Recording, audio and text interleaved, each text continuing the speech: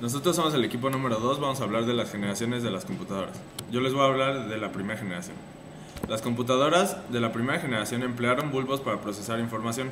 Los operadores ingresaban los datos y programas en código especial por medio de tarjetas perforadas. El almacenamiento interno se lograba con un tambor que giraba rápidamente, sobre el cual un dispositivo de lectura y escritura colocaba marcas magnéticas. Estas computadoras de bulbos eran mucho más grandes y generaban más calor que los modelos contemporáneos. En 1950, Eckert y Mauchly contribuyeron al desarrollo de computadoras de primera generación, formando una compañía privada y construyendo la UNIVAC 1, que el Comité del Censo utilizó para evaluar el censo de 1950.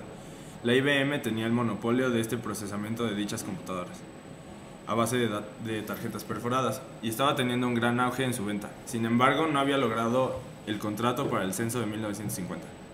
Comenzó entonces a construir computadoras electrónicas y su primera entrada fue con la IBM 701 de 1953. Después de un lento pero excitante comienzo, la IBM 701 se convirtió en un producto comercialmente viable. Sin embargo, en 1954 fue introducido el modelo IBM 650. Esa computadora es la razón por la que IBM disfruta hoy de una gran parte del mercado de las computadoras. La administración de la IBM asumió un gran riesgo y estimó una venta de 50 computadoras. Este número era mayor que la cantidad de computadoras instaladas en esa época en todo Estados Unidos, por lo cual IBM se propuso instalar 1000 computadoras. El resto es historia. Aunque caras y de uso limitado, las computadoras fueron aceptadas rápidamente por compañías gubernamentales y privadas. A la mitad de los años 50, IBM y Remington Rand se consolidaban como líderes en la fabricación de computadoras.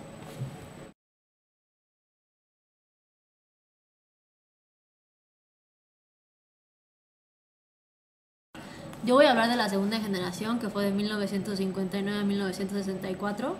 El invento del transistor hizo posible una nueva generación de computadoras, más rápidas, más pequeñas y con menores necesidades de ventilación. Utilizaban redes de núcleos magnéticos en lugar de tambores giratorios para el almacenamiento primario, en los cuales podían almacenarse datos e instrucciones. Los programas de computadoras también mejoraron. El COBOL representa uno de los más grandes avances en cuanto a portabilidad de programas entre diferentes computadoras. El escribir un programa ya no requería entender plenamente el hardware de la computación. Las computadoras de segunda generación se usaban para nuevas aplicaciones como en los sistemas de reservación en líneas aéreas, control de tráfico aéreo y simulación para uso general. Las empresas comenzaron a aplicar las computadoras a tareas de almacenamiento de registros. En esta generación se construyen las supercomputadoras Remington Rand, UNIVAC Lark e IBM Stretch. La tercera generación fue de 1964 a 1971. Las computadoras de la tercera generación emergieron con el desarrollo de los circuitos integrados, pastillas de silicio, en las cuales se colocan miles de componentes electrónicos en una integración en miniatura. Las computadoras estaban diseñadas para aplicaciones matemáticas o de negocios, pero no para las dos cosas. Los circuitos integrados permitieron a los fabricantes de computadoras incrementar la flexibilidad de los programas y estandarizar sus modelos. La IBM 360, una de las primeras computadoras comerciales que usó circuitos integrados, podía realizar tanto análisis numéricos como administración o procesamiento de archivos. El IBM marca el inicio de esta generación cuando el 7 de abril de 1964 presenta la impresionante IBM 360 con su tecnología SLT, Solid Logic Technology. Control Data Corporation presenta la supercomputadora CDC 6600, que tenía la capacidad de ejecutar unos 3 millones de instrucciones por segundo.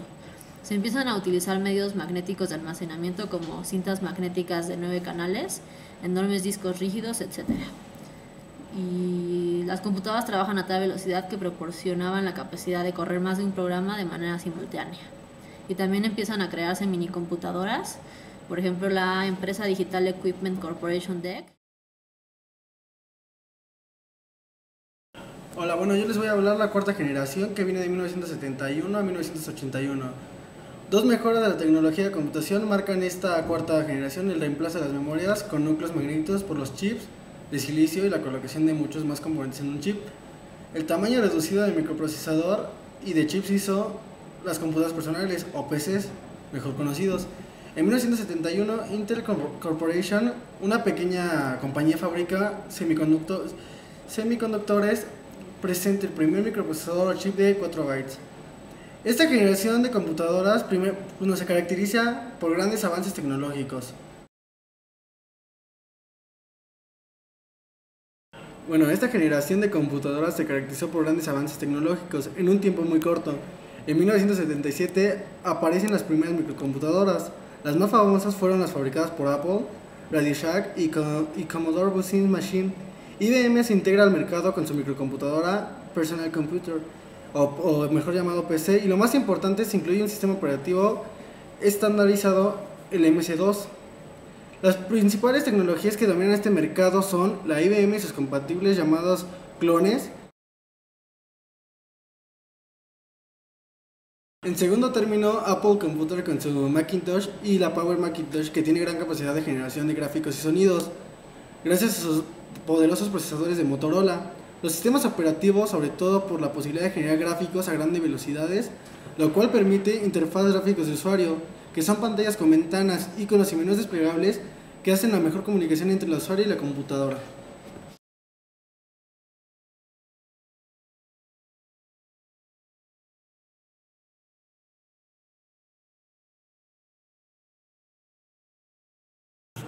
Bueno, yo les voy a hablar de la quinta generación. Cada vez se hace más difícil la identificación de las generaciones de computadoras, porque los grandes avances y los nuevos descubrimientos ya no nos sorprenden como sucedió a mediados del siglo XX. Siguiendo la pista de los acontecimientos tecnológicos en materia de computación e informática, podemos puntualizar algunas fechas y características de los que podría ser la quinta generación de computadoras. Hay que mencionar dos grandes avances tecnológicos que sirven como parámetro para el inicio de dicha generación. La creación en 1982 de la primera supercomputadora con capacidad de proceso paralelo diseñada por el Dr. Cray, y el anuncio por parte del gobierno japonés del proyecto quinta generación, que según estableció en el acuerdo de 6 de las más grandes empresas japonesas de computación y que debería terminar en 1992. El proceso paralelo es aquel que se lleva a cabo en computadoras que tienen la capacidad de trabajar simultáneamente con varios microprocesadores. Las computadoras de esta generación contienen una gran cantidad de microprocesadores trabajando en paralelo y pueden reconocer voz e imágenes. También tienen la capacidad de comunicarse con un lenguaje neutral e irán adquiriendo la habilidad de tomar decisiones con base en procesos de aprendizaje fundamentados en sistemas expertos e inteligencia artificial.